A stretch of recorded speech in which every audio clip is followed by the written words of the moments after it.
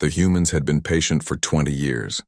20 long years since the ships came down and told Earth they were not alone in the universe. 20 years of promises that were never kept. Commander Jack Taylor stood at the viewport of Earth Defense, Station Orbital 7, watching as alien mining ships tore into the red surface of Mars.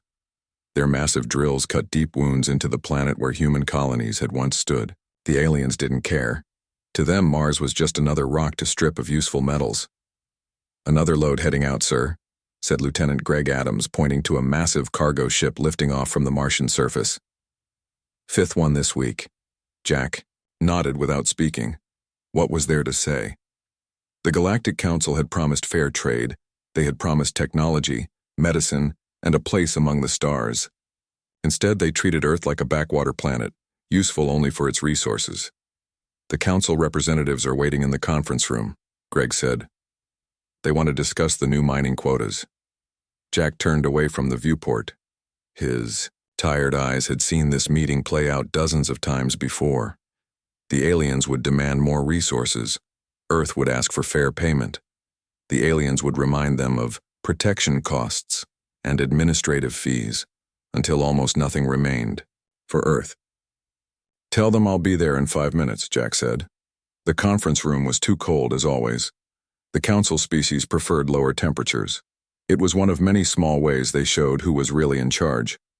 3 alien representatives sat on one side of the table. The Morigi diplomat, with its feathered crest and 6 eyes, looked bored. The Valkyrie trade minister, bulky and gray-skinned with prominent tusks, was checking data on a holographic display. The Zentari observer, insect-like and silent, simply watched. "Commander Taylor," the Morigi said, "we have adjusted the resource quotas for the next 6 months. Your planet will need to increase iridium production by 30%. Jack sat down across from them. "That's not possible. We're already mining at maximum capacity, and your operations on Mars have destroyed 3 of our colony sites." "Unfortunate accidents," the Valkyrie said without looking up. "Compensation has been arranged according to council guidelines." "The compensation doesn't even cover the cost of returning the bodies to Earth," Jack said, fighting to keep his voice steady. "There were children on those colonies." The Morigi waved a long-fingered hand dismissively. "Perhaps humans should not bring their young to frontier settlements. It shows poor planning." Jack felt his jaw tighten. This was how it always went. Human lives were cheap. Human concerns were irrelevant. Earth had tried to play by the Council's rules for 20 years, hoping to eventually earn respect and equal standing. It hadn't worked. "We'll review your request," Jack said, the words bitter in his mouth. "Is there anything else?" "Yes," the Valkyrie said. "The Council has approved a new research station on Europa. Valkyrie scientists have priority access to all findings. Europa was supposed to be protected. The ice moon of Jupiter had been designated for Earth's own research, but like everything else, the Council had changed the rules whenever it suited them." "I'll inform Earth government," Jack said. After the aliens left, Jack remained in the conference room alone. He took out a small communicator, one not connected to the station's main systems, one that the Council monitors couldn't track. He pressed his thumb against it, and after a moment a woman's face appeared. "Admiral Miller," he said quietly. "We need to talk." The bunker underneath the Rocky Mountains had been built during the Cold War, then expanded and upgraded in secret after first contact. Jack's security clearance barely got him through the 7th checkpoint. The guard studied his ID with suspicion. "He's clear," said a firm voice from behind the guard. "Let him through."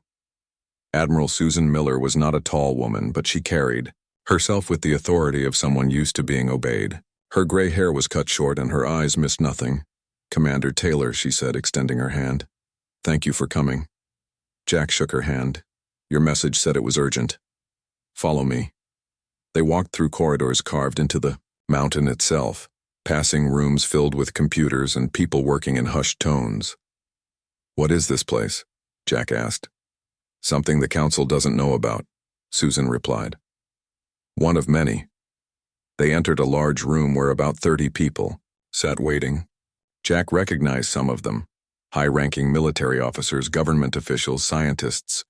All of them looked grim. 3 days ago, Susan said once Jack had taken a seat, a Valkyrie patrol ship opened fire on our research station on Europa. They claimed it was a mistake, that they thought it was an unauthorized installation. Murmurs filled the room. Susan raised her hand for silence. All 342 people on that station were killed. Scientists, support staff, families. Susan's voice didn't waver, but Jack could see the rage in her eyes. My son was the station's medical director. Jack felt cold. The council representatives just told me they're putting a Valkyrie research station on Europa. Of course they are, Susan said. They've already moved in. The bodies of our people aren't even cold, and they're setting up their equipment. She pressed a button, and a holographic display appeared in the center of the room. It showed the solar system, with markers indicating alien mining operations, military outposts, and patrol routes. For 20 years, we've tried to be good galactic citizens, Susan said. We've followed their rules. We've given up our resources. We've accepted second-class status. And what has it gotten us? They're stripping our system bare. They're killing our people. And the council does nothing. She looked around the room, meeting each person's eyes. I lost my son. Many of you have lost friends, family, colleagues. Every time the council calls it an accident. Every time, the compensation is an insult. Every time, we're told to be patient, that someday we'll earn our place. Susan walked to the center of the room, standing in the glow of the holographic display. I say we've been patient long enough. I say it's time the council learned that humans aren't just simple primitives to be used and discarded. They think we're weak because we've been working within their rules. Her voice grew harder. They're about to learn how dangerous cornered primates can be. The room was silent. Then an older man stood up slowly. What exactly are you proposing, Admiral? He asked. Susan smiled. It wasn't a pleasant smile. I'm proposing we show the galaxy what happens when you push humanity too far. I'm proposing Operation Prometheus. She pressed another button, and the holographic display changed to show weapon systems, ship designs, and strategic plans. For 10 years, some of us have been preparing for this day.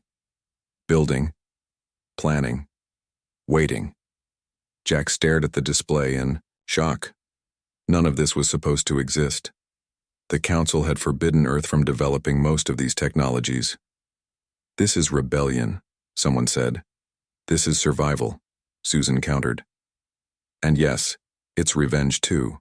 For Europa, for Mars, for 20 years of being treated like animals instead of equals. She looked at Jack. Commander Taylor, you've seen firsthand how the Council views us. You've sat in those meetings, swallowed their insults, watched them destroy our colonies. Are you with us? Jack thought about the mining ships tearing into Mars. He thought about the families who had died there, and on Europa. He thought about 20 years of broken promises. They think we're primitive and weak, he said. It's time they learned otherwise. I'm in. Susan nodded. Then let's begin. 6 months had passed since the meeting in the mountain bunker. On the surface, nothing had changed.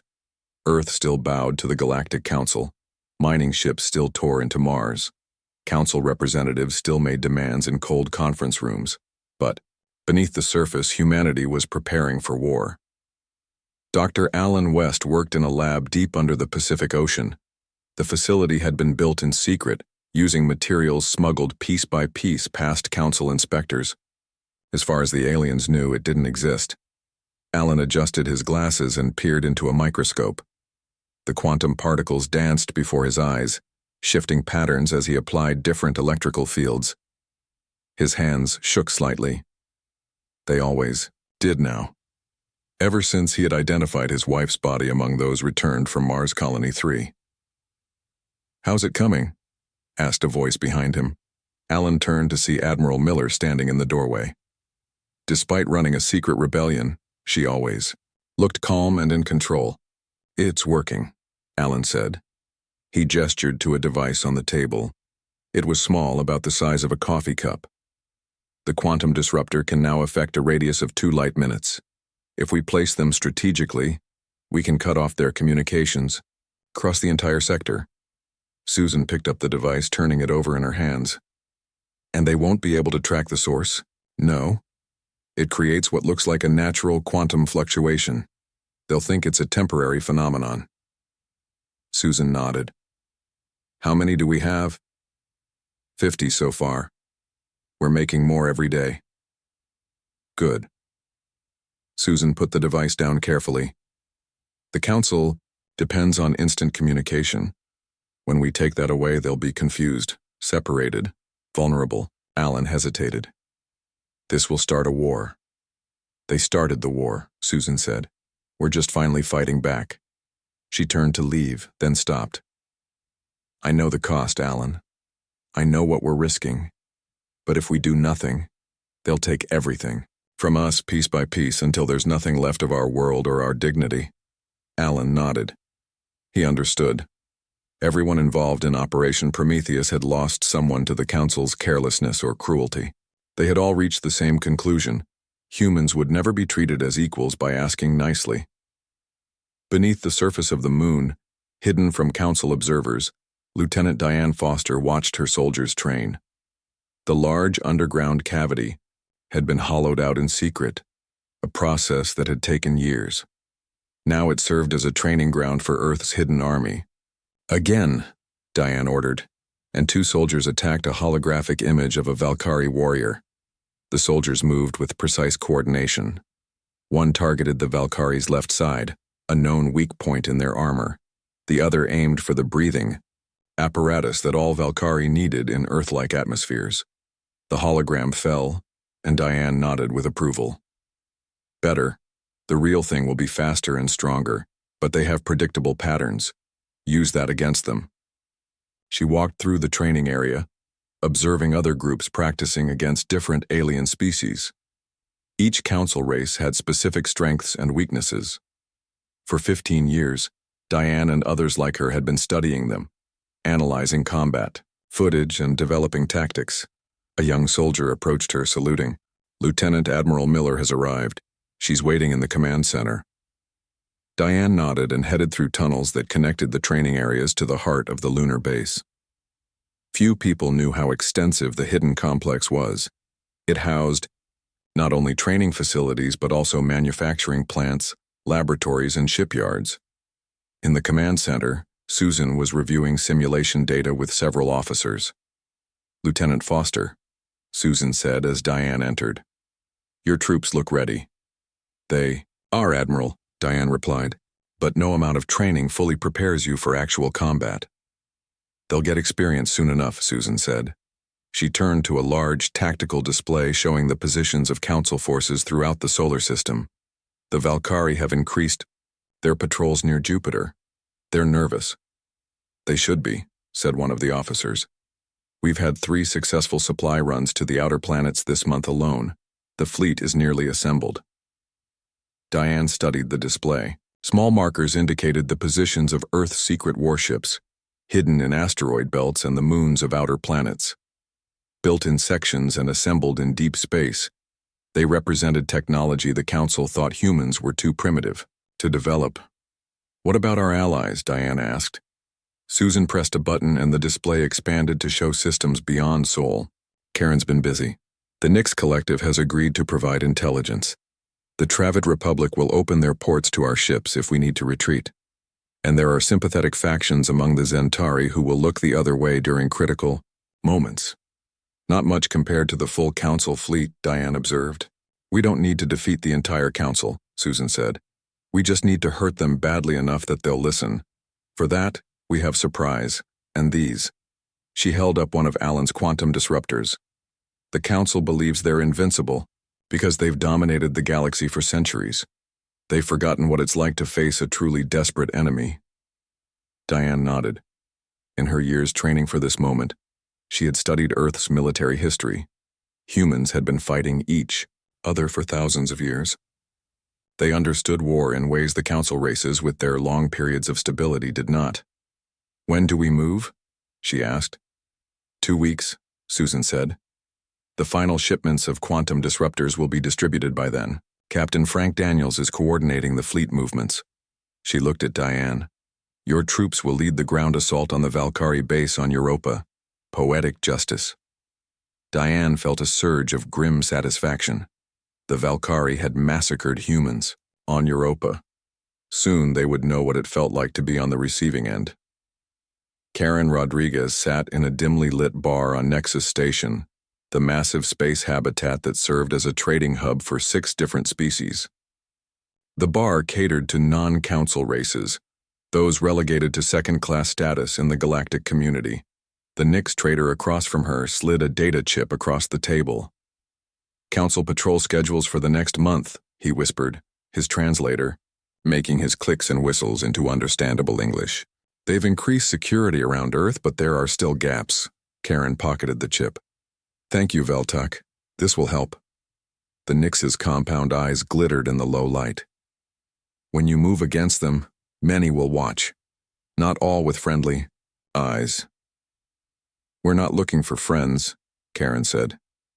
Just those who are tired of being stepped on. Veltok nodded his bulbous head. The Council has ruled too long without challenge. They have forgotten that new species arise, grow strong, and change the order of things. It is the way of the universe. It's about to be the way of the Council, too, Karen said. She passed him a small package under the table. New identity docs, as promised. These will let you move through Council space unmonitored. The Nyx took the package. When the time comes, many will stand with Earth. Karen smiled. We're counting on it. After the Nyx left, Karen sent an encrypted message to Admiral Miller. Final piece in place. Countdown can begin. Across the solar system, humanity prepared. On hidden bases in secret labs within the shells of supposedly harmless civilian ships, Earth made ready to show the galaxy that humans would no longer accept their assigned place. Tenti, Council had never faced a species like humanity before. One that had spent its entire history fighting, adapting, and overcoming. One that had nothing left to lose. In 2 weeks, they would learn. The day of reckoning arrived with no warning for the Galactic Council. To them, it was just another ordinary cycle. Their patrols moved through the solar system as usual. Their mining operations continued to tear into Mars. Their administrators filed reports about resource quotas and trade regulations. Captain Frank Daniels sat in the command chair of his ship, hidden in the shadow of Ganymede. The vessel, called the Vengeance, had no official name in any registry. It didn't officially exist. Neither did the 50 other warships waiting throughout the solar system. Frank checked the time. 5 minutes to synchronization, he said to his crew. Communication status? All ships report ready, Captain, replied his communications officer, Lisa Patel. Quantum disruptors are in position and armed. Frank nodded. He had been a merchant marine captain before the Valkyrie destroyed his family's settlement on Mars. Now he commanded Earth's secret flagship, a vessel built with technology the Council thought humans were too primitive to understand. Weapons status? He asked. All systems green, reported Weapons Officer Steve Garcia. Targeting solutions locked on Valkyrie outposts in Jupiter orbit. Frank looked at the main view screen, which showed the status of all Earth forces. Green lights indicated everyone was in position. 50 trading vessels, ordinary ships that routinely traveled through Council space, had reached their designated coordinates throughout the sector. Each carried one of Dr. West's quantum disruptors. Admiral Miller is on Secure Channel 1, Lisa said. Frank pressed a button on his chair. Admiral. Susan Miller's voice came through clearly. Captain Daniels, status report. All forces in position, awaiting your command. There was a brief silence. Frank knew what the Admiral was thinking. Once they began, there would be no going back. Earth would either win a new place in the galaxy or face destruction. The Council meeting on Nexus Prime begins in 30 minutes, Susan said. They'll be discussing new restrictions on Earth space travel. Commence Operation Prometheus. Yes, Admiral, Frank said. He switched to the fleet-wide channel. All ships, this is Captain Daniels. Execute Phase 1. Throughout the sector, The 50 trading vessels activated their quantum disruptors. The effect was immediate. The Council's communication network relied on quantum entanglement for instant messaging across vast distances.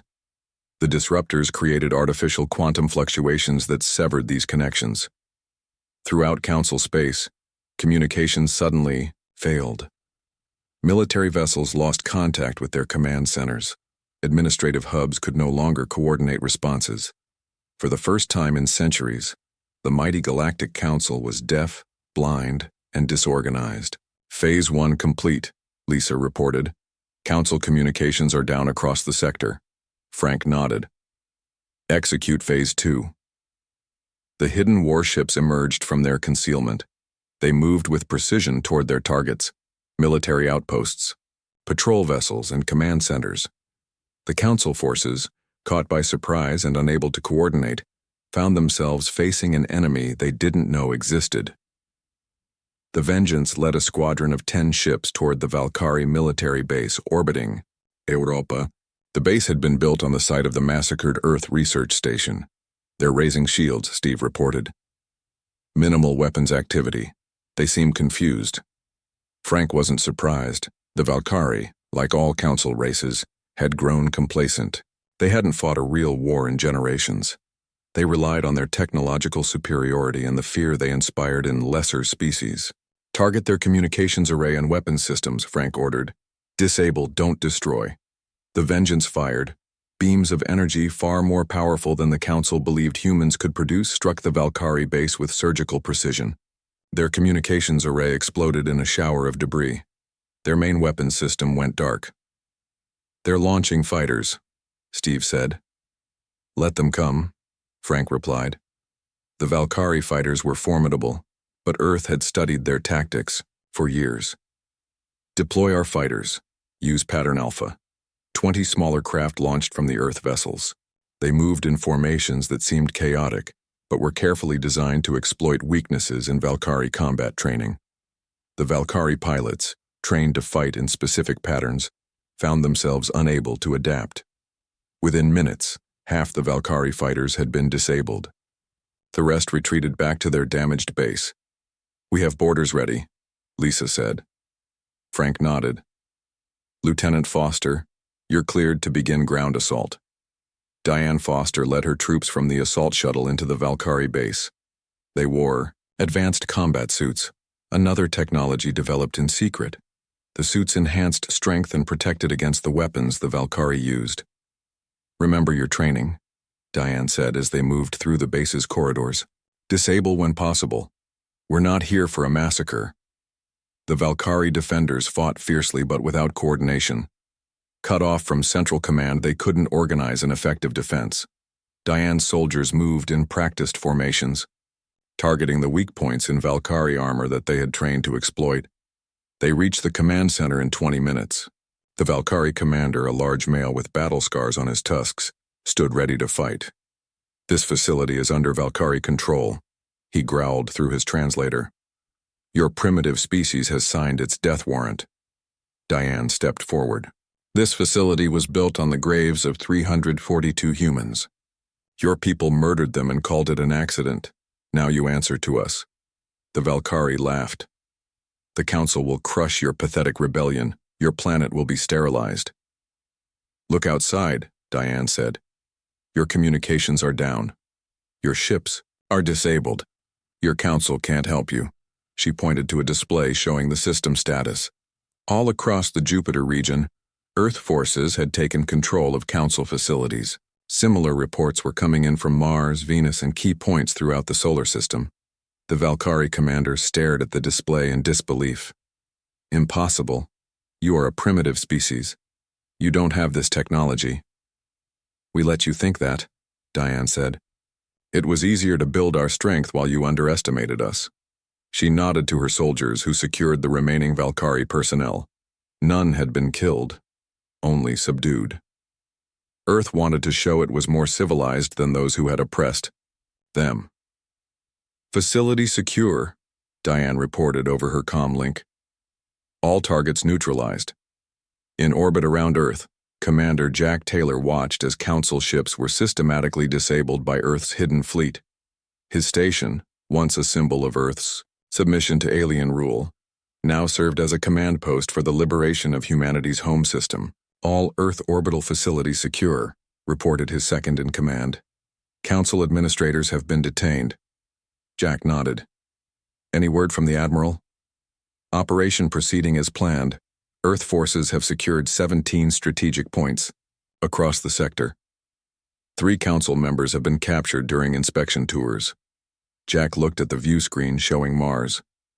For the first time in years, the mining operations had stopped. The great machines that had torn into the red planet stood idle. His comm unit beeped. It was Admiral Miller. Commander Taylor, she said, her voice steady but with an undercurrent of satisfaction. Phase 3 is complete. Prepare to transmit our message to all Council facilities.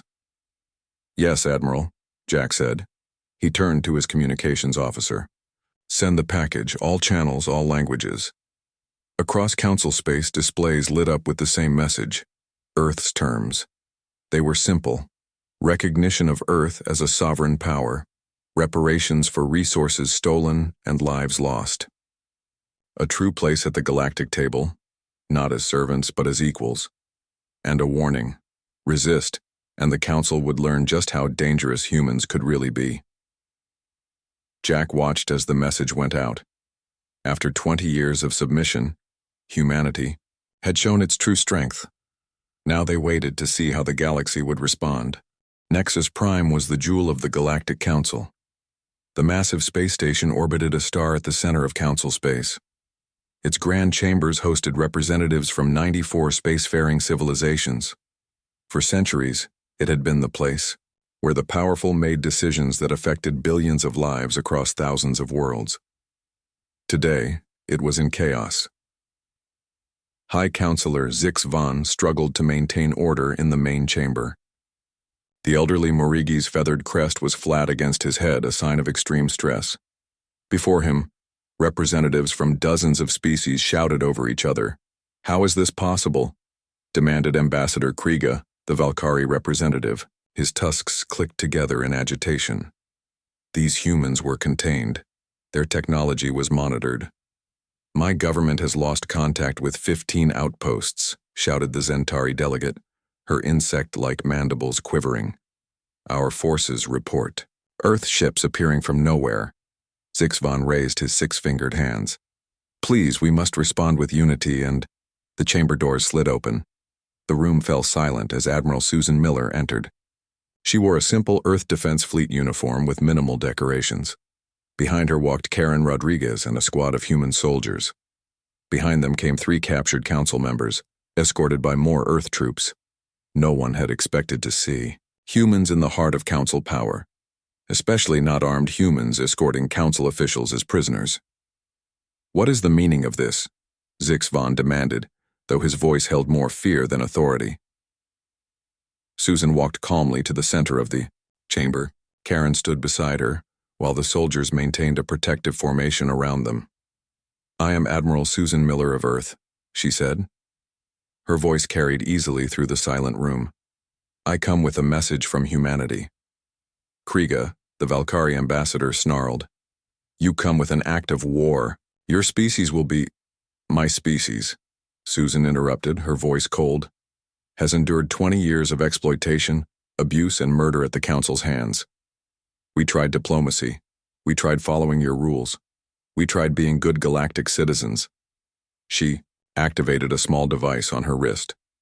A holographic display appeared showing footage of the Europa massacre, the destruction of Mars colonies, and dozens of other accidents that had claimed human lives over the years.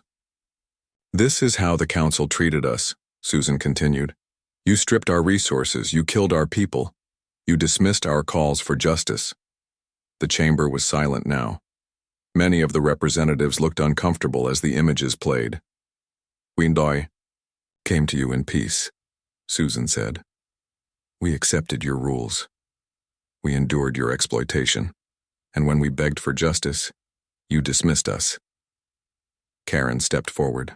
As of 6 hours ago, Earth forces have secured control of 17 Council outposts throughout our sector. We have disabled the Valkyrie Defense Fleet and captured 3 council members who were inspecting frontier territories. Murmurs spread through the chamber. Such a coordinated strike should have been impossible for a primitive species like humans. Susan placed a small device on the central podium. It was a quantum core, the heart of the technology that had allowed Earth to disrupt council communications. This is just one example of what we've developed while you thought we were too primitive to understand your technology, she said. We have others. The threat was clear. If humans could develop quantum technology in secret, what else might they have? What do you want? Zixavan asked, his voice barely audible. Susan looked around the chamber, meeting the eyes of various representatives. Justice, she said. Recognition of Earth as a sovereign power with all the rights that entails. Reparations for the resources you've stolen and the lives you've taken. And a place at this table, not as servants or resources, but as equals. Kriega slammed his fist on his console. The Council does not negotiate with terrorists. Susan looked at him coldly. We're not terrorists. We're the victims of your oppression who finally learned to fight back. She nodded to one of her soldiers, who activated a display showing the current status of Earth forces throughout Council space. It was an impressive sight. Human ships had taken control of key strategic points with surgical precision. We could have bombed your worlds, Susan said. We could have destroyed your fleets. We could have killed your people as carelessly as you killed ours. Instead, we disabled, we captured, we showed restraint. She faced the entire chamber again. That restraint is a gift. It shows what kind of neighbors humans wish to be. But do not mistake it for weakness. Zixavan conferred quietly with several other senior representatives. The chamber remained tense and silent. Finally, he spoke. The Council will need to discuss your demands. Of course, Susan said. You have 48 hours. Kriega stood up, his massive frame towering over his console. This is outrageous. The mighty Valkyrie Empire will never bow to human demands. Our fleet will... Your fleet has been neutralized. Karen interrupted. She activated another display showing the Valkyrie ships drifting powerless in space. Your home defense grid has been compromised. Your colonies are isolated from each other. She smiled thinly at the shocked ambassador. While you were busy dismissing us as primitives, we were studying your weaknesses. Zixavan raised his hands again. Please, this aggressive approach will not... For 20 years we tried a non-aggressive approach, Susan said firmly. It failed. Now we speak in the only language the Council seems to understand. Strength. She turned and began to walk out of the chamber. Karen and the soldiers followed, taking the captured council members with them. At the door, Susan paused and looked back. 48 hours. Choose wisely. Back on the Earth flagship Vengeance, Captain Frank Daniels received the encrypted transmission from Nexus Prime. Admiral delivered the message, his communications officer reported. Council is in disarray. Frank nodded with satisfaction. Status of our forces. All objectives secured. Minimal casualties on both sides. The Valkyrie tried to mount a counterattack near Saturn but were repelled. Frank studied the tactical display. Earth forces held all the key positions they had targeted. The element of surprise had worked perfectly. The Council, used to dealing with submissive or technologically inferior species, had never expected such a coordinated attack. Any sign of Council reinforcements? He asked. None yet. The quantum disruption is still effective in most sectors. They're having trouble coordinating a response. Frank allowed himself a small smile. After years of planning, Operation Prometheus had succeeded beyond their expectations. Now came the hard part, leveraging their initial victory into a permanent change in humanity's status. Signal all ships, he ordered. Maintain positions and be prepared for a Council counterattack. They won't take this lying down. As the officers carried out his orders, Frank stared at the image of Jupiter on his view screen. The gas giant's swirling storms reminded him of the chaos they had just unleashed on the galaxy. Like Jupiter's great red spot, the storm they had created could last for centuries, or it could dissipate quickly. Everything depended on what happened in the next 48 hours. 6 months had passed since Earth shocked the galaxy with its show of force. The ultimatum had worked. After 48 hours of frantic debate, the Galactic Council had accepted humanity's terms. Now, a new balance of power was taking shape across the stars. Karen Rodriguez stood on the observation deck of Earth's new embassy on Nexus Prime. Behind her, a delegation of human diplomats prepared for another round of negotiations. As Earth's first official ambassador to the Council, Karen had the hardest job of all, turning military victory into lasting peace. "The Zentari representatives have arrived," said her assistant. "They're requesting to speak with you before the main session." Karen nodded.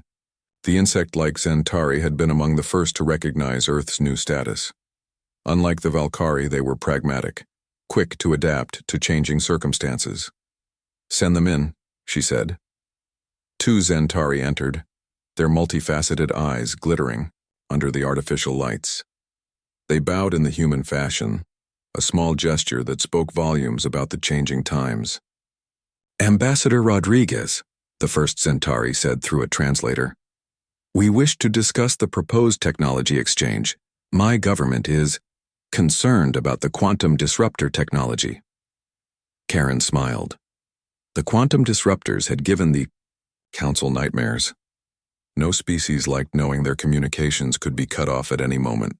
"The technology will remain under Earth control," Karen said, "but we're willing to share defensive measures as a sign of good faith." The Zentari conferred briefly with clicks and whistles. "This is acceptable. We will support your proposal in today's session." After they left, Karen looked out at the stars. 6 months ago, she had been a shadow operative, building secret alliances with oppressed species.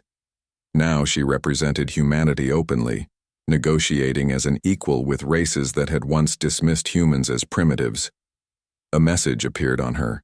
"Unit, Valkyrie ships approaching Nexus Prime. Council escort reports they are complying with weapons restrictions." Karen nodded to herself. The Valkyrie had fought the new reality hardest. Their pride had been wounded deeply by Earth's victory. But even they were beginning to accept the changed galaxy. Her comm beeped again. It was Admiral Miller. "How are things?" "At the heart of galactic politics?" Susan asked, her voice clear despite being transmitted from Earth. "Improving," Karen replied. "The Zentari are on board with the technology exchange. Even the Valkyrie are showing up for meetings now." "Good. They're learning." Karen heard the satisfaction in Susan's voice. "How are things back home?" "See for yourself." Susan sent an image to Karen's display. It showed Mars, but not as Karen remembered it. The scars of alien mining operations were being healed. New domes gleamed on the surface, human colonies rebuilding what had been destroyed. "The reparation funds are being put to good use," Susan said. "We're restoring what they took from us and building something better in its place." Karen felt a surge of pride. This was what they had fought for, not just revenge, but the right to shape their own future. "I need to go," she said. "The council session begins in 10 minutes. We're discussing the protection of emerging species today." Susan smiled. "How ironic. Make sure they listen this time." Dr. Alan West stood in a laboratory on Nexus Prime. Around him, scientists from 6 different species worked on various projects. It was a far cry from his hidden lab under the Pacific. An alien researcher, a Marigi with brilliant feathers, approached him. "Dr. West, your calculations on quantum field stabilization are remarkable. My team would like to collaborate on further applications." Alan nodded. "I'd be happy to work with you." The Marigi hesitated. "May I ask, how did humans develop this technology in secret? Our monitoring systems should have detected such research." Alan smiled slightly. "We're very good at solving problems when we need to be, especially when we're underestimated." He didn't mention the hidden labs, the smuggled equipment, the years of work under primitive conditions. Let the council species wonder how humans had achieved so much right under their noses. His personal comm unit beeped. It was a message from Captain Daniels. "Europa Memorial ready for your approval." Alan felt a pang in his chest. His wife would not come back. Neither would the son Admiral Miller had lost or the countless other humans who had died under council neglect or cruelty. but their deaths had meaning now. He excused himself and found a quiet corner to view the designs for the memorial. It would stand on Europa, at the site of the massacre that had finally pushed humanity to fight back. A simple monument listing the names of those who had died. Beneath the names, an inscription would read, "Let the justice they were denied in life become the foundation for a more just galaxy." Alan approved the design with a touch of his finger. Some wounds would never fully heal, but this was a start. Captain Frank Daniels stood on the bridge of the Vengeance. The ship no longer hid, in shadows. It patrolled openly as the flagship of Earth's defense fleet, recognized by the Council as a legitimate military force. "Captain, we're receiving a distress call," reported his communications officer. "A Travid transport ship has engine failure near the outer rim." Frank nodded. "Set course to assist." The Travid Republic had been among Earth's first allies. They, too, had suffered under Council rule. Now Earth was building a network of mutual support with other formerly oppressed species. As the Vengeance changed course, a Valkyrie cruiser appeared on sensors. 6 months ago, such an encounter would have meant battle. Now the Valkyrie ship merely sent a formal recognition code and continued on its way. Frank watched it go with mixed feelings. The Valkyrie had been cruel masters, responsible for countless human deaths. Part of him still wanted revenge, but humanity had chosen a different path, to build a better system rather than simply replace the old oppressors. "Ship responding to our hail, Captain," the communications officer said. "The Travid captain sends thanks for our assistance." Frank smiled. This was victory too. Not just defeating enemies, but making allies. Building something that could last. On Earth, Admiral Susan Miller stood on a hillside overlooking the Pacific Ocean. Behind her, the hidden entrance to what had once been humanity's secret command center was now a museum. School children toured the facility, learning how their species had risen from oppression to equality. Susan's comm unit beeped with updates. Karen's negotiations were proceeding well. Alan's technology exchange program was opening new possibilities. Frank's fleet was securing human interests while building trust with other species. Operation Prometheus had succeeded beyond her wildest hopes. Earth now held a permanent seat on the Council. Human technology and innovation were respected, not dismissed. Most importantly, other species dealt with humans as equals, not as resources to be exploited. The Valkyrie leadership responsible for the Europa massacre faced real justice in the newly established interstellar court. The quantum communications network had been restored, but Earth maintained the technology that could disrupt it, a deterrent against future aggression. Susan looked up at the sky. Somewhere out there, her son's memory lived on in the new order that was taking shape. He and all the others who had died had not been forgotten. A shuttle appeared in the distance, descending toward the nearby spaceport. It bore diplomatic markings from the Valkyrie homeworld, the first official state visit, a recognition of Earth's new status. "We'll show them a better way to build a galaxy," Susan said softly to herself.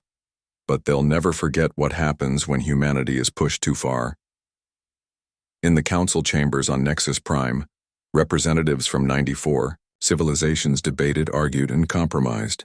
But now, among them sat humans, standing as equals in a community of stars that stretched across the galaxy. The revenge that had sent shockwaves through the Galactic Council had become something more, the foundation for a new and better order. One where no species would suffer as humanity had. One where justice mattered more than power, and if some races still doubted, still whispered that humans were too aggressive, too unpredictable, too dangerous, Earth was content to let them wonder. And remember,